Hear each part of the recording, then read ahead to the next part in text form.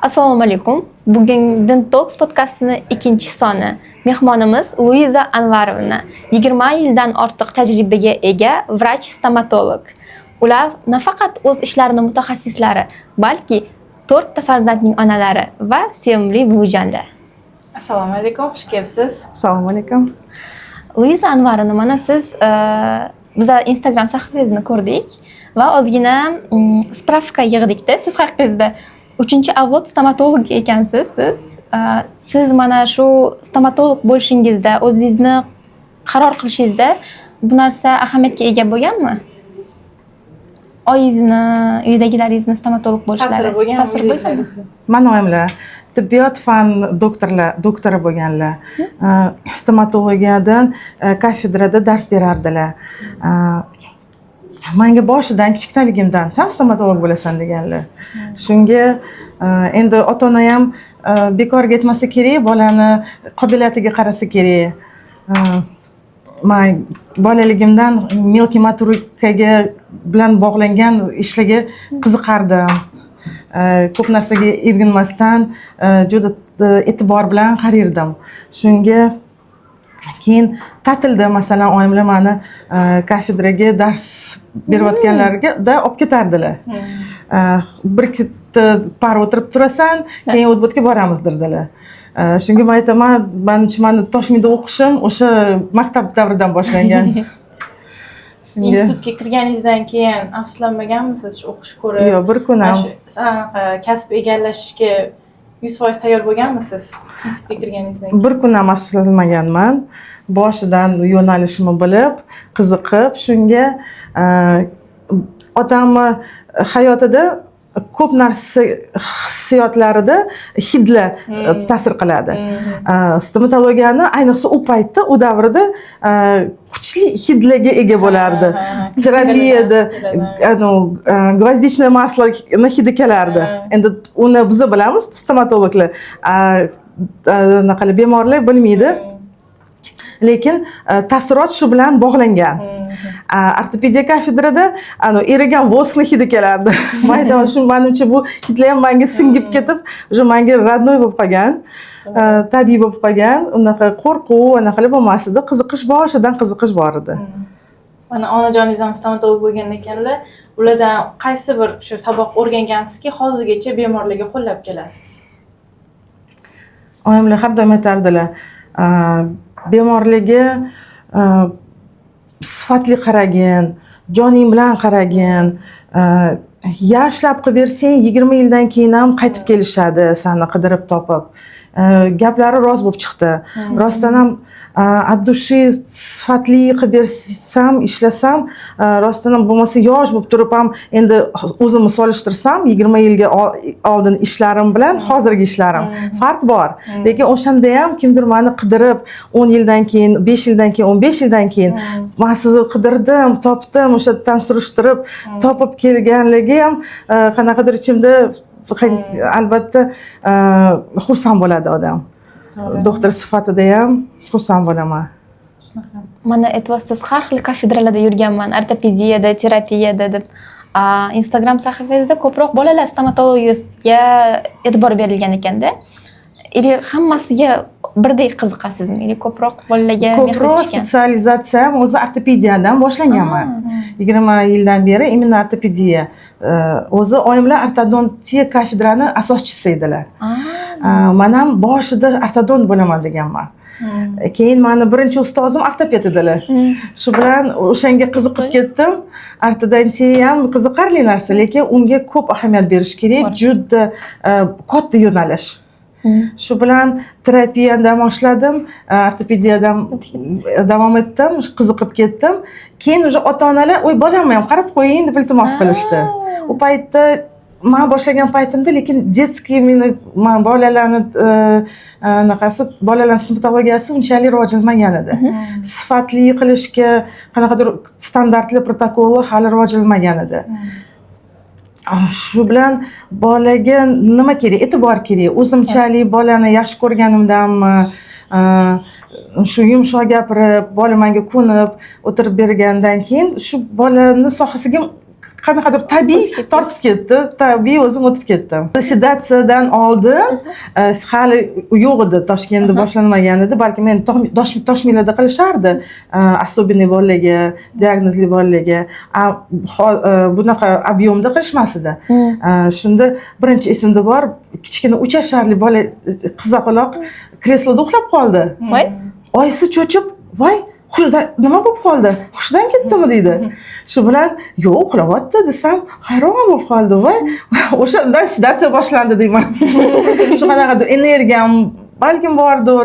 Rostdan ham bola tinchlanib, qanaqadir o'zidan o'zi uxlab qolib, o'zini mana shu ishonib, обратная связь o'sha olgandan keyin odam rostdan ham qanaqadir energiya olsa kerak bolalardan. Ha, mana aytyapsiz, shuncha yil ishladingiz bolalar bilan. Sizni qanaqadir ta'siringiz o'tadi bolalarga? Bolalarning qanaqa ta'siri sizga o'tadi? Qanaqa xarakterlari ta'sir qiladimi ularning sizga ish jarayoningizga? Bolalar soxtalikni sezadi birpasda. Ularni aldab bo'lmaydi.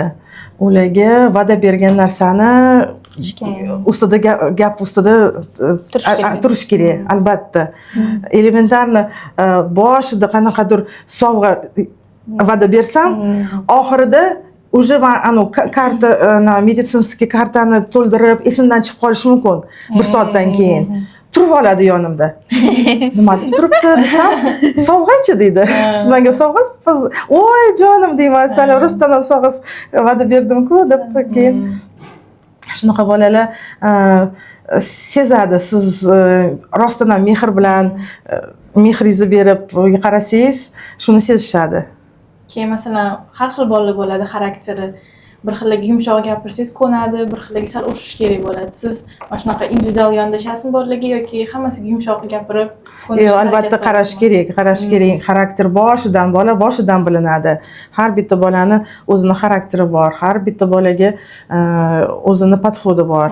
Endi qanaqadir ssenariyim bor определённый, lekin ota-onalar, ko'proq ota-onalar, "Yo'q, meni bolamga unaqa gapirib bo'lmaydi" deydi. Yo'q, keyin bundoq qaraymiz. Har bitta bolaga individual подход обязательно. Keyin mana ota-onalar deyapsiz. Ota-onalar hozir bizada даже anda ham o'tirganimda militsiyadan qo'rqishni o'rgatadi, stomatologdan qo'rqishni o'rgatadi. Shu narsani ahamiyatini o'zingizni praktikangizda sezganmisiz? Mana qo'rqib kelishadi. Shuni o'zi men professional psixologman.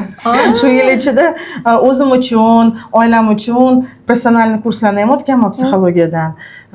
Ko'p kitoblar baribir yana дополнительный kitoblar ham o'qiladi-yu. Shu bilan shuni ustanovka berishadi boshidan. Kirishi bilan men aytaman, "Stop, ortiqcha gap gapirmang" deyman. Просто indamasdan o'tiring. Buzmang. Men ishlayapman. Men jonim asalimda boshlayman. Shu уже ishlash psixologik ichimda podxodni qidirib, shu knopkasini, qaysi knopkasiga bosish anaqasini topib, qidirib, bundoq присматриваюсь, qarayman u yoqdan bu yoqdan, qanaqa bola, xarakteri qanaqa, bunga qanaqa gapirish kerak. Ota-ona ko'proq aralashib menga ishi bu qaytangi bolani qo'rqitadi. "Voy, ukol qilmaymiz. Qo'rqmagin" deb o'zini albatta o'zini qo'rquvlarini bolaga, o'zini ustanovkalarini beradi bolaga. Shu bolalarga mana aytyapsiz, psixologiyada ham unaqa qiziqaman deyapsiz. Professional psixologman deyapsiz. Получается stomatologiya, to'g'rimi? Ikkalasini baribir ikkalasidan ham yetarlicha bilimingiz bor-da. Bu podkastni faqat stomatologlar emas, oddiy odamlar ham ko'rishadi-da. Bemorlar ham. Oilaviy muhiti bolani ta'sir qiladimi shu stomatolog jarayonida o'zini tutishiga yoki-da qaysidir metodikalar ta'siri qanaqa yaxshi bo'ladimi? Masalan, oilaviy muhit yaxshi bo'lsa, adaptatsiyasi osonroq bo'ladimi? Mana shunaqa narsalar bormi? Взаимосвязь. 100% kirishi bilan bilinadi. Ona qanaqa, bola xuddi shunaqa, yoki отраженияsi bo'ladi, yoki зеркальное отражение, yoki перевертыш bo'lishi mumkin. Masalan, bola qo'rqib o'zini ichida gapini gapira olmasdan yig'lab o'tiribdi-da, bitta ham so'z chiqmayapti boladan. Urinib o'tiribman, yarim soatdan beri ichidan gap chiqmayapti, lekin qo'rqib o'tiribdi. Onasi boshida, bundoq qarasangiz, boshida tinch, keyin shunaqa baqirib tashlaydi. Значит, oilada ko'p baqiradigan ekan, urishadigan ekan, bola yopiladi, bosiladi. U уже biladi, uni hech kim eshitmaydi. Uni o'zini fikrini tushuntirishga ham anaqa bo'lmaydi ham. Chiqarmasdan jim bo'lib qoladi. Yo jim bo'lib qoladi yoki yig'laydi, lekin nima bo'ldi? Gapir, sezyapsanmi, og'riyaptimi? Shu indamaydi, просто jim yig'laydi. Gapirmasdan so'z bilan tafsirlab bermaydi. Men boshidan men ota-onaga aytaman, yoki chiqib ketinglar yoki mana bu yerda jim o'tiringlar. Menga xalaqit bermanglar. Bola meni eshitish kerak. Kirishadi ona bilan, ona ko'proq o'tir, og'zingni och, onasiga qaraydi, bola yig'laydi, bari har xil bo'lishi mumkin, lekin men aytaman, doktorni eshitish kerak. Men bilan muloqotda bo'lish kerak, ko'zim bilan menga qarash kerak. Meni instruksiyalarimni eshitish kerak. Nima qilish kerak? Shu bilan olib borish, men ishlab olib boraman-ku, mana shu bolani. Meni eshitish kerak, kontakt bo'lish kerak bo'ladi. Shunda ichidan mana shu gapni chiqarib, hozir nima bo'lyapti, nimani sezyapsan? Rostdan ham og'riyaptimi yo qo'rqyapsanmi? Shu gapni ham gapirmaydi bola. Yopib bo'ladi, ba'zi bir bolalar yopib bo'ladi. Yoki multikka qaraydi-da, umuman doktorga qaramaydi. Kontakt yo'q ko'z bilan. Ko'zda umuman kontakt yo'q, javob bermaydi sizga. Menga qara deyman. Teskari qaraydi, multikka qaraydi, televizorga, sizga bunday qaramaydi ham. Kontakt bo'lmasa unda tilni topish juda qiyin bo'lib ketadi. Qiyin, shunda shu urinib o'tiramiz, juda harakat qilamiz bolani chiqarishga. Demak, ko'ryapsizlarmi, stomatolog ko'rigi nafaqat stomatolog ko'rigi, balki ichki dunyosi bilan ham ishlash bolani. Bu katta psixologik ish olib boriladi. Siz uchun muvaffaqiyat nima deganda? Bolalarni davolayotganda nimani muvaffaqiyat deb e'tirof qilasiz? Bola ikkinchi marta ishonch bilan, tinch, xonaga kulib, meni quchoqlab kelsa, qo'rqmasdan, bu albatta katta muvaffaqiyat. Hammani baxt bersa kerak-a, baribir. Shunaqa bolalar bor, yugurib kelishadi, quchoqlab, xursand bo'lib ketadi odam. Xuddi o'zingni bolangdek, bo'lmasa ulardan boshqasiga bormayman desa. Shunaqa rostdan boshqa joyga borib ko'rdik deyishadi. Yo'q, o'sha yerga bormayman, ona birinchi opaga boraman deyishsa, xursand bo'ladi albatta odam ichida. Значит, mehnatingiz kimgadir foyda berib, xursand bo'lib ketishgan. Luiza Anvarovna, mana siz bilamiz, sayohatlarni yaxshi ko'rasiz, ko'p sayohatlarga chiqasiz. Shu qaysi davlatga borib, o'rgangan yondashuvingiz ishingizda katta o'zgarishlarga olib keldi? Ko'p davlatlarga chiqamiz, bizani mamlakatimizga ham ko'p lektorlar kelishadi. Yaponiyadan, Amerikadan, Yevropadan, Rossiyadan. Именно bolalar stomatologiyaga kelganda Yevropadagi stomatologlar bizani aholimizda kuzatiladigan karies asoratlarini ko'rishmagan ham. Ularda chunki ko'proq gigiyenaga, profilaktikaga e'tibor berilgan. Ko'proq e'tibor berishadi.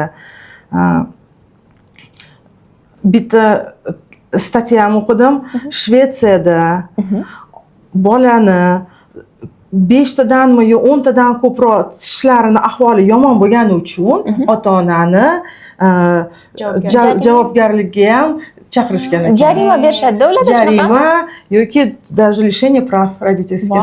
Shu darajada tasavvur qiling. Bir tomondan to'g'ri-da u ham, chunki anaqa sog'lig'iga e'tibor bermayapti. Ras mas'uliyatni olgandan keyin ota-onalik qilish kerak deganda, shunaqa. Solishtirganda bizda bilasizlar, sizlar ham balkim eshitgandirsizlar. 4 yasharli bola bilan kelishadi, 5 yasharli bola bilan kelishadi. Tushunmayapsizlarmi? Boshlash kerakmi deyishadi. Yoki nima qilamiz, davolab, sut tishlari tushib ketadi-yu deyishadi. Nima deb o'ylaysiz, mana shu kariesga moyillik gendan o'tadimi? Ota-onasida masalan kariesga moyillik bo'lsa, bolasiga eng ko'p beriladigan savol ota-onalardan men aytaman, общий, конечно, albatta organizmni modda almashuvi, qanaqadir fiziologiya tarafdan genetik o'tadi albatta, lekin masalan ota-onani tishlari yomon bo'lgan, men tushuntiraman ota-onaga. U paytda sizlarda stomatologiya yaxshi rivojlanmagan edi, sizni paytingizda. Ikkinchi, ko'proq ota-ona bolaga odatlarini beradi, o'rgatadi. O'zi yaxshi tishlarni yuvishga o'rganmagan ota-ona bolasiga ham xuddi shunaqa tarbiya beradi.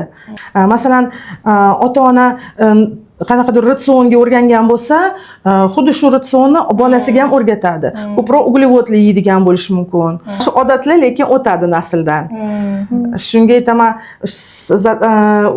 zatsikливаться химия genetический gendan o'tgan deb. Hozirgi paytda imkoniyatlar ko'proq. Chunki informatsiya ko'proq, pastalar ham yaxshiroq, ratsionimiz ham yaxshi. Shu bilan ota-ona bolani genetik holatiga qaramasdan uni yaxshi saqlashga harakat qilsa bo'ladi. To'g'ri, rahmat javobingiz. Yana Luiza Anvarovna, mana hozir bundan oldingi bitta javobingizda aytdingiz, bola 4 yoshda tishlarini yuvishni bilmaydi dedingiz, to'g'rimi? O'zi necha yoshdan tishlarini yuvish boshlash kerak? Ota-ona qanaqa parvarish qilish kerak? Birinchi tishi chiqishi bilan yuvish kerak. Boshidan yuvish kerak. Ko'pchilik bilmas ekanda shu. Ko'pchilik bilmaydi. Hozirgi zo'r uslublar bor, приспособлениялар bor, bunaqa napalechniklar, silikonoviylar, maxsus nimalar? Maxsus moslamalar bor hozir. Shu chaqalonni ham, kichkina bolani ham tishini yuvishga. Qabulingizdagi ota-onalarga necha yoshgacha boradi tishini ota-ona yuvish kerak deb maslahat berasiz? Chunki kelishadi, masalan, 5-6 yoshda ham bola hali mukammal tishini yuva olmaydi, bolani o'ziga ayblab qo'yishadi, tishini yuvmaydi deb. O'shanda necha yoshgacha masalan qarash kerak? Har bitta priyomda shunga aksent qilaman.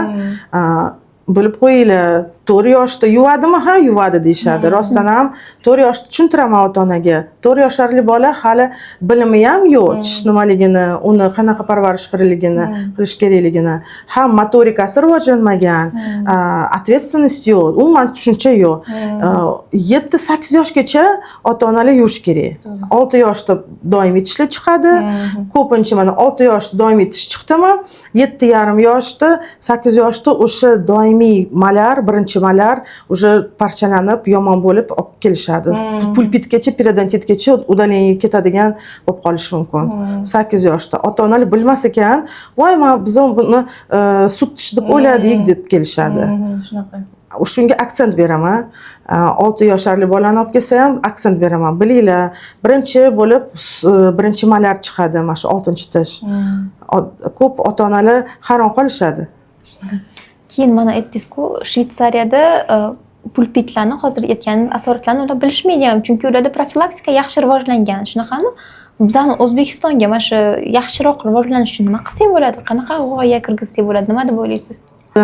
Mani fikrim, tajribali stomatologlar shu yosh doktorlarga ham o'rgatish kerak. Mana shu aholi bilan ishlash. Именно bolalarni stomatologlari kam edi oldin. Hozir sekin ko'payyapti. To'g'ri. Уже qiziqishyapti.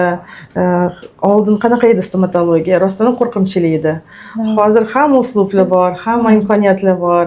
Multiklar ham, игровойlar ham, уже doktorlar o'zi ham qiziqib, jonini berib, keyin mass media bor, informatsiya bor.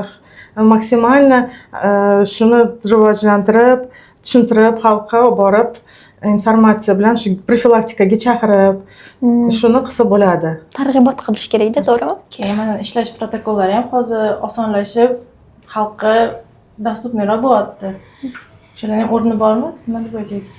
Chunki masalan oldin aniq bitta, masalan pulpit bo'lsa, bitta protokol bo'lmaganda nima qilish kerakligini oldindan bilishmagan. Shu masalan har xil yondashuv bor-ku. Shu endi mana hozir rostdan imkoniyatlar bor. Ko'proq masalan bizga o'xshaganroq Rossiyani aholisi, Rossiyadagi doktorlar, ulardan ko'p tajriba olamiz. Biz ham katta stomatolog bo'lib turib ham yoshlarga ham tushuntiramiz. Shunda Rossiyani protokollari bizga ancha mos kelyapti. endi u ham dunyo bilan hozir protokoli bitta, chunki informatsiya bor, internet bor. Oldin necha yil kutish kerak edi informatsiya kelguncha. Hozir 1-2 kunda уже yangi narsalar, imkoniyat bor, shuni informatsiyani topib, ishlatib, rivojlantirsa bo'ladi. Mana aytdingiz, Moskva va Rossiyani protokollari bizga mos keladi. Lekin mana shu qaysi davlatlarda farq ko'rgansiz, katta farqi? Bolalar stomatologiya. Hozircha deyarli butun dunyoda protokol bitta. Aytganimdek, chunki informatsiya bitta, maksimum qanaqadir dorilarda cheklanish bo'lishi mumkin, material bo'yicha. Minimal, lekin uni analogini ishlatishimiz mumkin. Lekin deyarli уже necha yildan beri bitta bo'lib ketdi. Darajamiz hozir dunyo standart bo'yicha yaxshi o'ringa chiqqan. Yana xorijga qaytamiz. Xorijda ko'p mamlakatlarda bo'lgansiz va u yerda qanaqadir g'oyalarni olgansiz, protokollarni olgansiz yangi va qaysidir shunaqa g'oya bo'lganmi, что hamma klinikalarga shu narsani targ'ib qilishni xohlagansiz? Вне сценария. Другой вопрос, да, получился? Да, мы же по клиникам реально, если правду, я привыкла правду говорить, я могу что-то там придумывать. Но если правда, у нас же прям по клиникам мы не ходим. Мы поедем на выставки и реально берем информацию от лекторов, которые приезжают. И G'oya, идея. Я могу сказать, что у нас лучше. У нас лучше. У нас лучше. Да, это что? Anaqa. Nechta klinikalarni ko'rgan bo'lsam, biz ulardan qolishmaymiz. Ba'zi bir anaqlarda даже bizani klinikalarimiz yaxshiroq deb o'ylayman, oldinroq. Chet elda, Yevropada, Amerikada plощадь bo'yicha ularning klinikalari ko'pincha ixchamroq, joyi kamroq. Nalog balandroq-da? Balkim shu bilan ham arenda anaqasi ham balandroq bo'lishi mumkin. Bizda ham chiroyli katta klinikalar, menimcha ulardan ham ko'proq bo'lishi mumkin. Yana sayohat bo'yicha sizni kabinetingizni ham ko'rdik, anaqada Instagram sahifangizda ko'rdik. Kartani ham yopishtirib qo'yasiz ekanda. Juda ham yaxshi ko'rasiz-da, mehr katta-da sayohatga shunaqa. Davlatlargami? Вне сценария. Mayli, anaqa-ku. У меня кабинет emas-da, u ketmadi. Я сейчас представляла свой кабинет, и вдруг неожиданный вопрос, поэтому... Я думала, у нас только... Yo'da ham kartina bor. Yaponiya. Da, uni ham chizdirgandingiz, a? Spesial chizdirilganda. O'sha savol bering. Yo'q, mayli, boshqa savol beraman.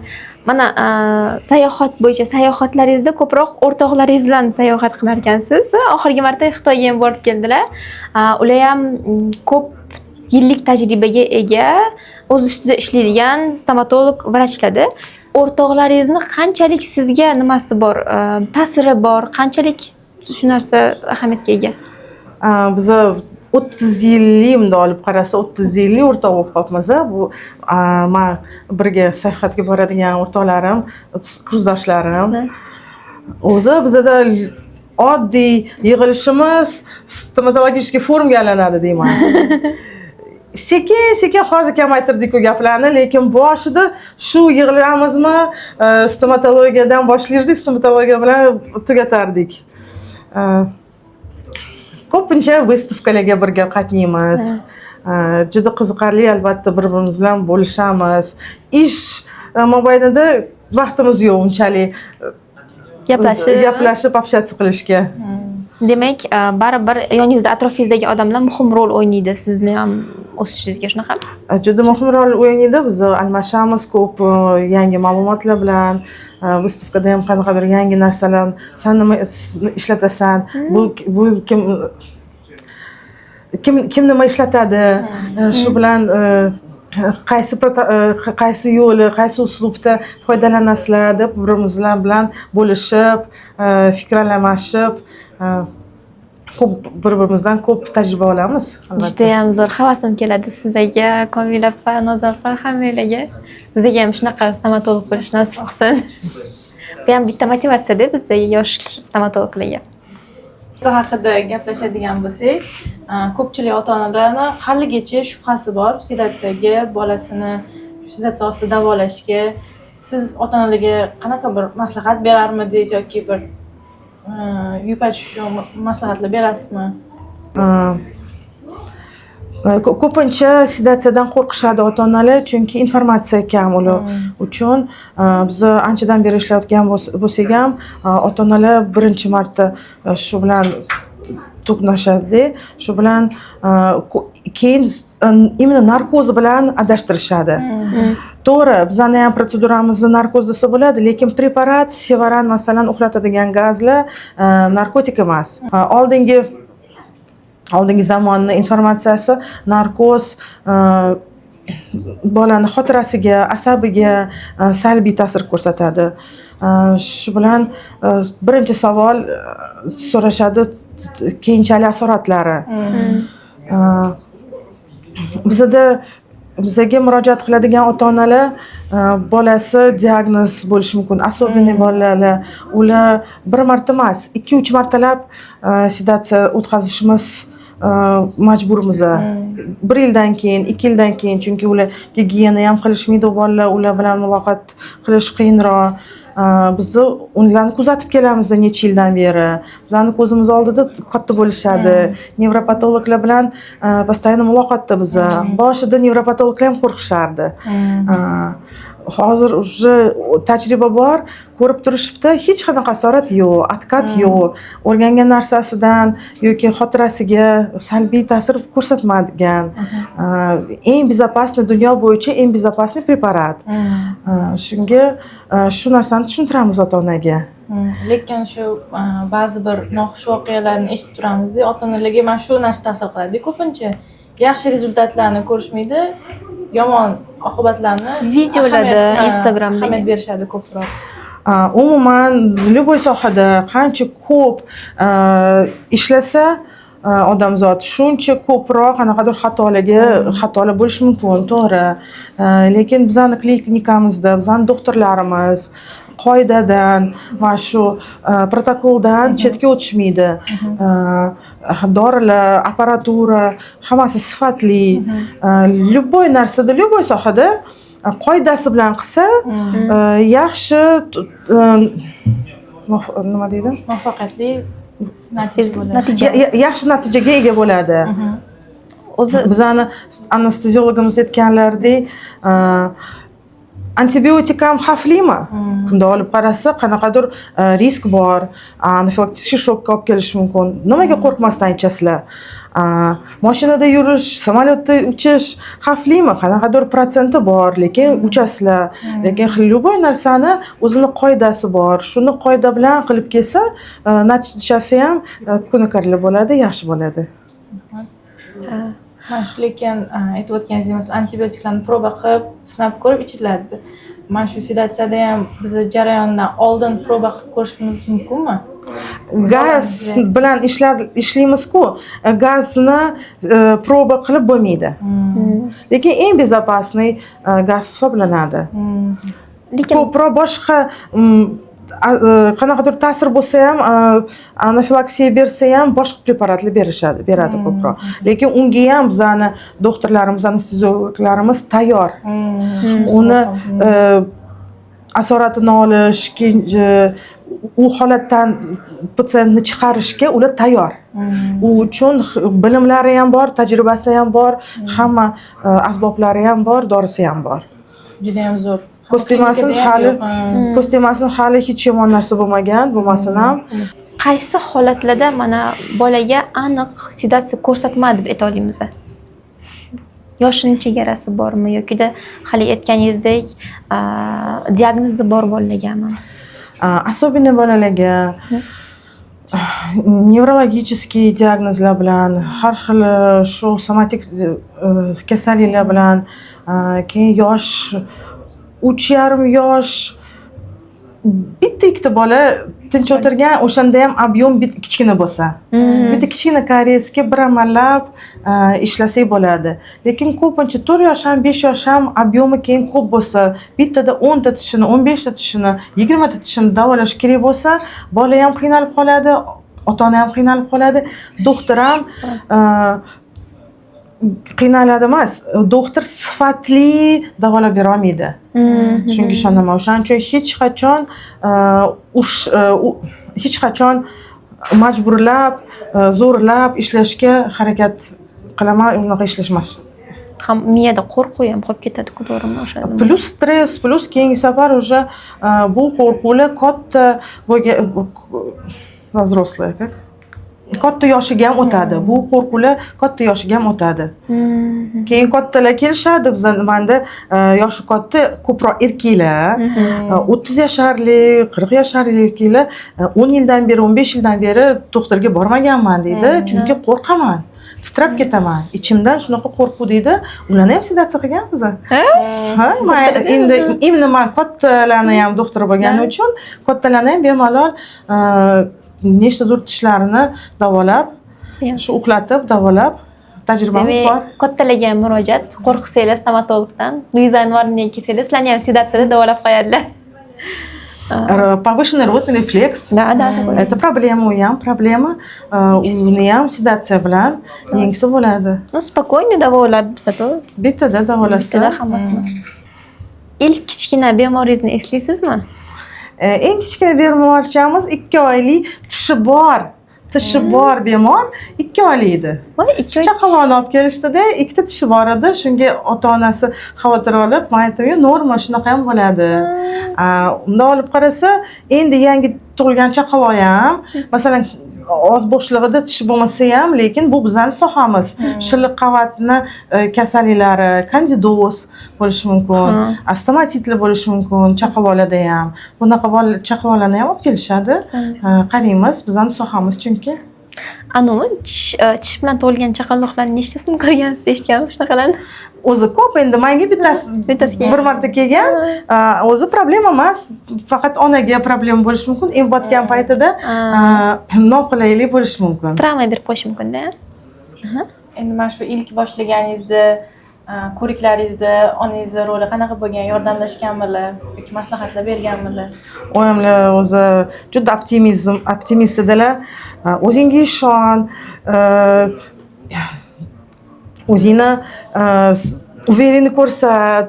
Boshida baribir ichimizda qo'rqib, bemordan qo'rqamiz. Bilim bo'lsa ham baribir ishlashda qanaqadir hayajonlanadi odam. O'zingga ishon, ustingda ishla deb har doim shunaqa deb kelardilar. Qanaqadir nyuanslar bor, sekretlar bor, ularni ham albatta aytardilar. Qanaqadir vaziyatlarda maslahatlashardim. Nima qiling bu vaziyatda?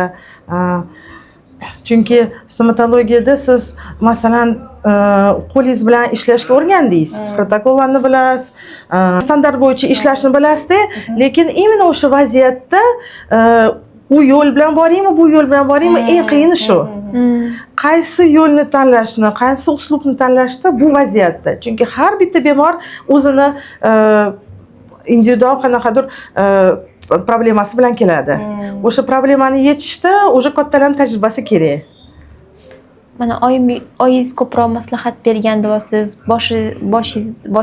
Yo'lingizni boshida sizni qo'llab-quvvatlagan.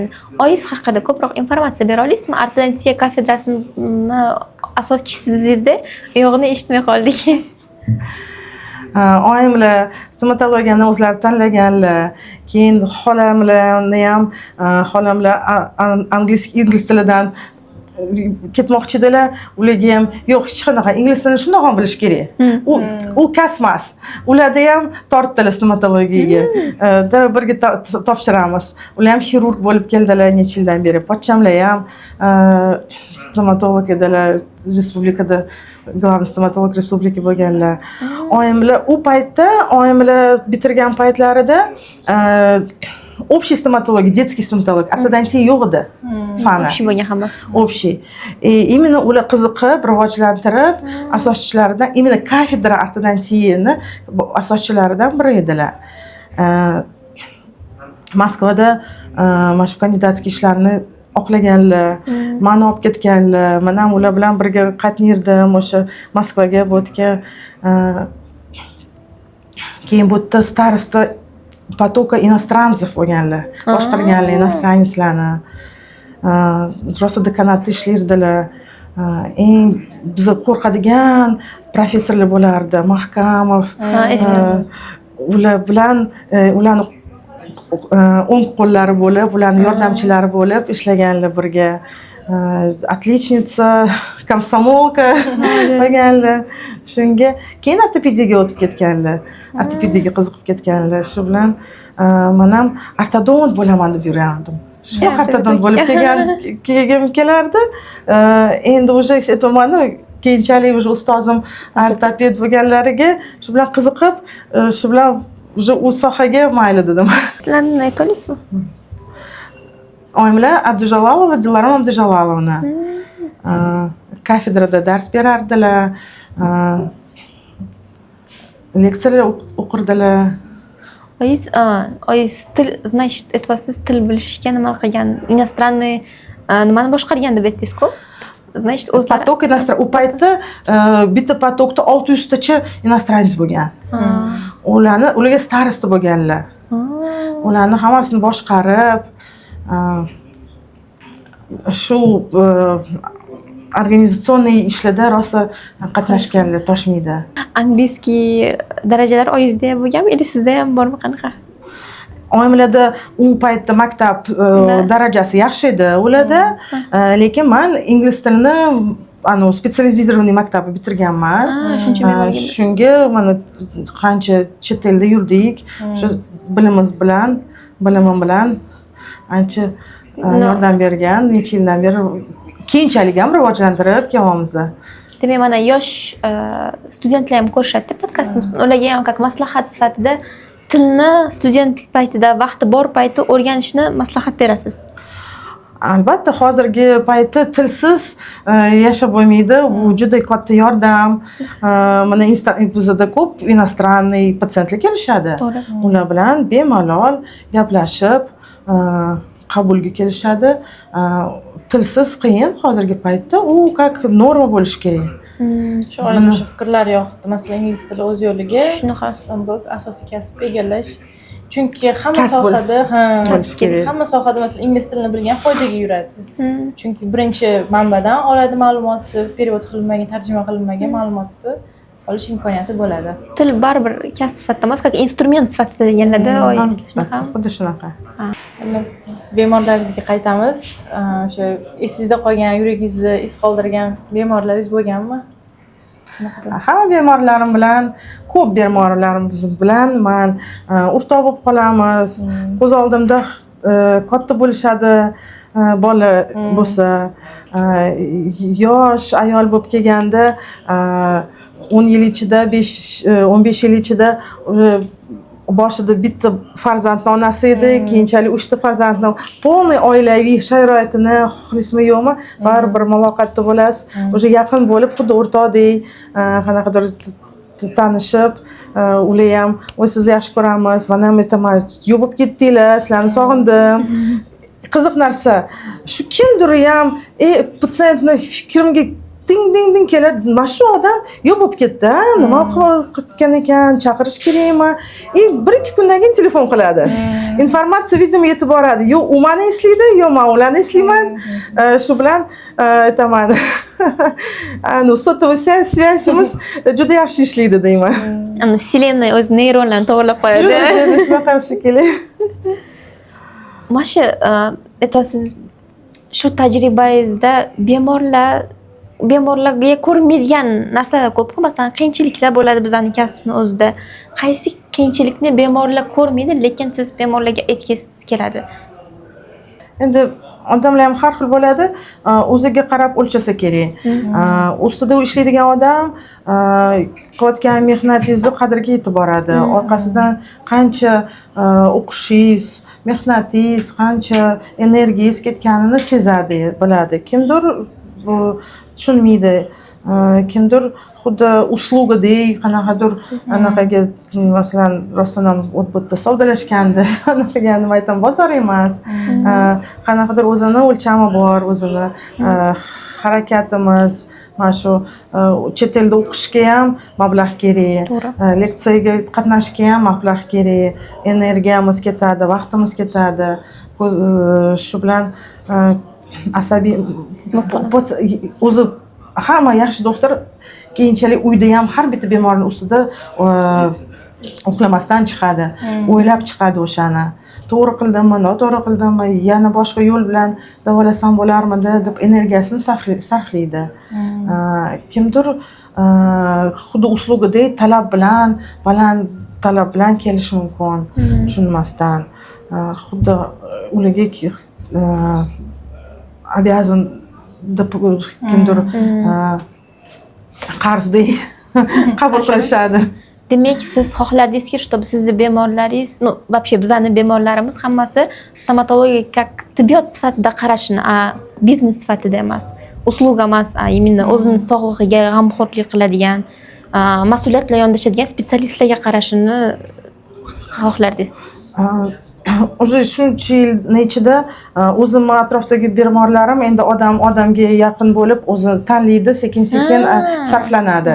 Masalan, o'zimni bemorlarim o'zi sekin-sekin shunaqa podbor bo'lib qolgan, shu rostdan ham tushunishadi, ko'rishadi meni, ularni общий organizmni sog'ligini o'ylab, даже bizani paytimizda masalan nutritsiologga degan narsa yo'q edi. Preventivniy, hozir qarasam, meni Instagramda preventivniy stomatolog deb nomlashibdi.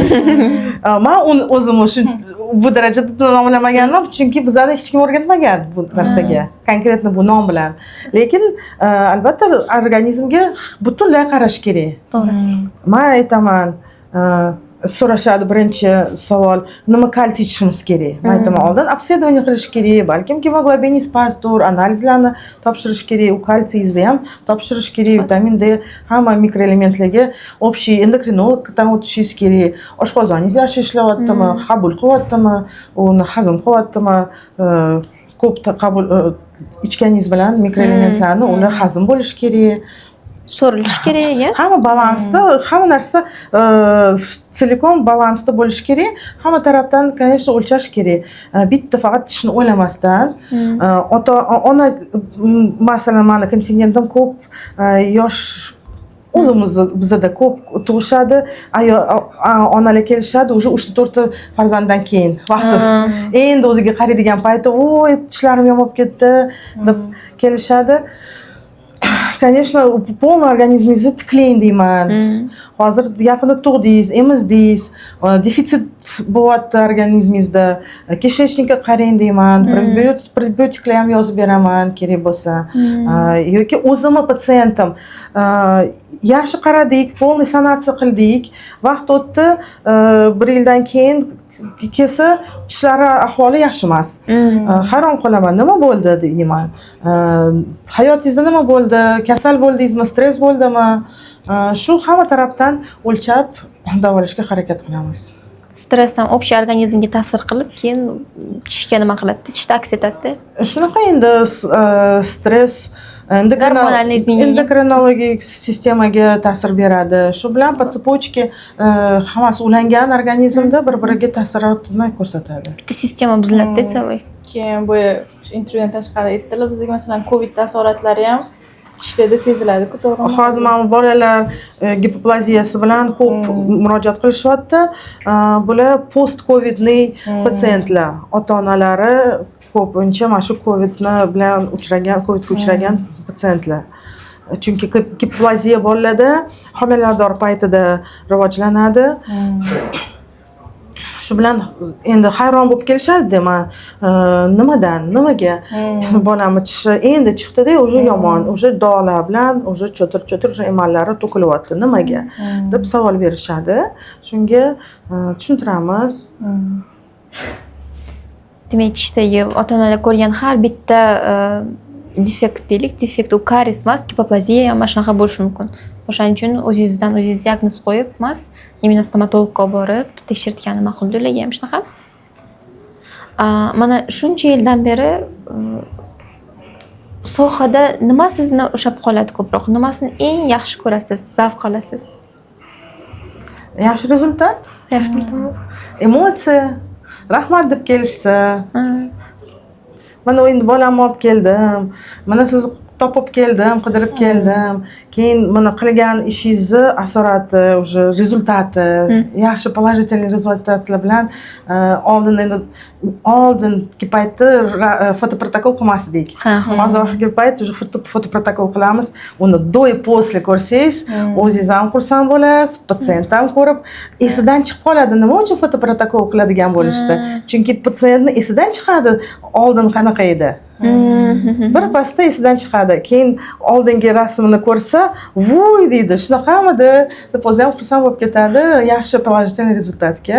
O'zgarish bor ekan demak debmi? Naglari ko'rinadi. Agar mana shogirdlaringiz ham ko'p o'rganishgan sizdan, endi mana shu stomatologiya sohasiga qadam qo'ymoqchi bo'lgan, bolalar stomatolog bo'lmoqchi bo'lgan, shu yosh shifokor kelib sizdan maslahat so'ragan, nima maslahat bergan bo'lardingiz? O'zingga ishon, o'zingni ustingda ishla. Ko'p rivojlangin. Doim o'qishga tayyor bo'lgin, to'xtamasdan. Kasbingni yaxshi ko'rib, mehr bersang, albatta yaxshi natijaga erishasan.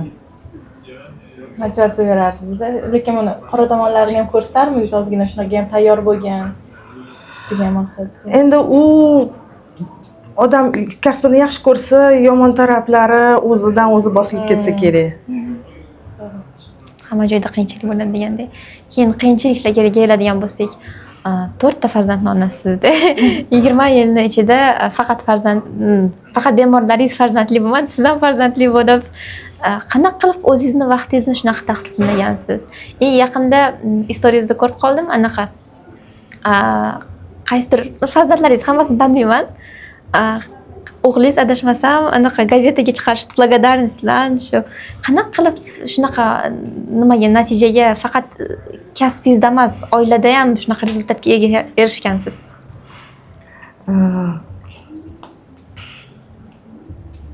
Поддержка bo'lganmi qaysidir tomondan? Boshida ota-onam podдержкасы bo'lgan. Lekin hammasini rejalashtirsangiz, tartibga qo'ysangiz, bitta bilan mana katta organizatsiyada qanaqa qilib shuncha odamni boshqarasiz deyshadi. Bittasi bilan qiyin.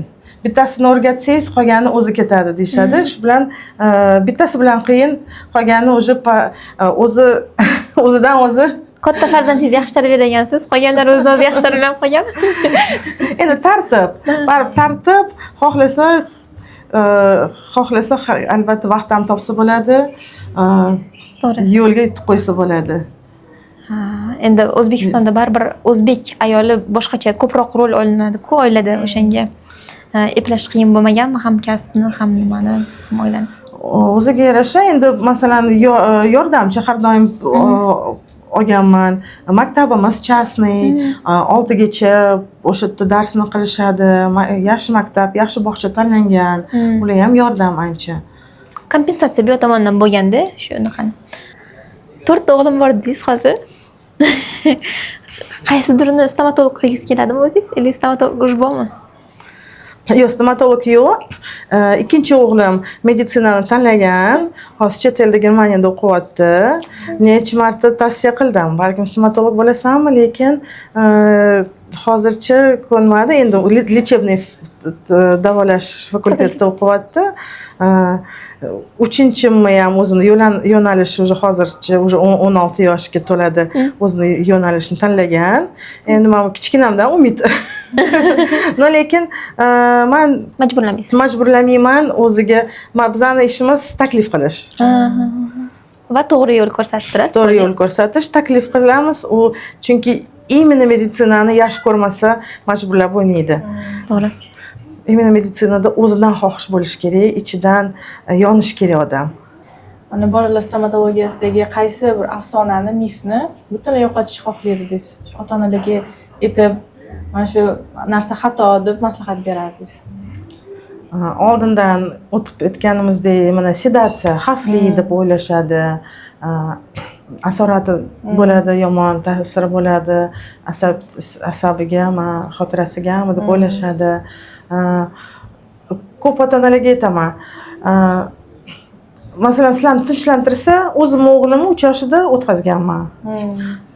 Hattoki o'zimni nevaramni ham sedatsiya qilib davolatganman yaqinda. Ishonish kerak, yaxshi doktor tanlash kerak. Qo'rqish kerak emas. Shu gрамотный specialist topsa, bu foydasi ko'proq. Majburlab davolatgandan ko'ra yoki tishsiz qolgandan ko'ra, bola infeksiya bilan yurgandan ko'ra davolatgani yaxshi. Ikkinchi, umuman sut tishlarni bizning aholimizga tegishli, umuman sut tishlarni davolash zarur emas, shart emas deb o'ylashadi. Umumiy xronический очаг infeksiya bo'lsa, tishlarda lor organlarga yomon ta'siri bor, miokarditga, artritga olib kelishi mumkin. Voqli olingan tishlar prikusiga, jag' shakllanishiga ta'siri bor, diksiyasiga, даже psixический holatiga ham bola yosh bo'lib turib, 4 yasharli bolalar ham, 3 yasharli bolalar ham ularda shu uyalishi bor bo'lar ekan, o'zini his qilishini, shuni ham ta'siri bor ekanda, psixologik o'zini anaqasiga, sostoyaniyasiga, tishini yaxshi chiroyli qilib bersak, shu kichkinagina bola ham xursand bo'lib, oyijon, menda yaxshi bemalol kursam bo'ladi deydi, uyalishar ekan qora tishidan. Shu значит sotsiumda o'zini his qilishi ham bolada ta'siri bo'lar ekanda. Bo'lmasa biz ularni kichkinagina bola deb emas, lekin u ham odamcha, u ham o'zini xarakteri bor, o'zini shu samoощущенияsi bor ekan. To'g'ri. Demak, shaxs sifatida rivojlanishiga katta ahamiyat bor. Mana Luiza Anvarni hamma mehmonlarimizga beradigan savol. Agar hayotda butun dunyoda nimadirni o'zgartirish mumkin bo'lsa va 100% shu narsa amalga oshadi desa, nimani o'zgartgan bo'lar edingiz? Menimcha, urush bo'lmasa, qolganida odam zot hamma narsaga erishishi mumkin. Bir-biriga hasad bo'lmasa, tinchlik, osoyishtalik bo'lsa, shu bilan hamma problemalarni sekin-sekin erishib kelsa bo'ladi. Rahmat. Rostdan amin. Tinchlik bo'lsin yurtimizda ham, hamma joyda. Bugun podkastimizga yodimizdan kelganingiz uchun ham katta rahmat. Juda ham maroqli suhbat bo'ldi. Sizlarga rahmat. Juda ham manfaatli, kuzatuvchilarimiz uchun ham shu kerakli savollar yangrab o'tdi deb o'ylaymiz. Va ham kerakli javoblarni to'liq va chiroyli oldi deb o'ylaymiz. Rahmat. Rahmat hammaga. Спасибо большое. Вы молодец, Luiza Anvarni. Прям tinchlik, rostdan chiroyli, грамотный javob.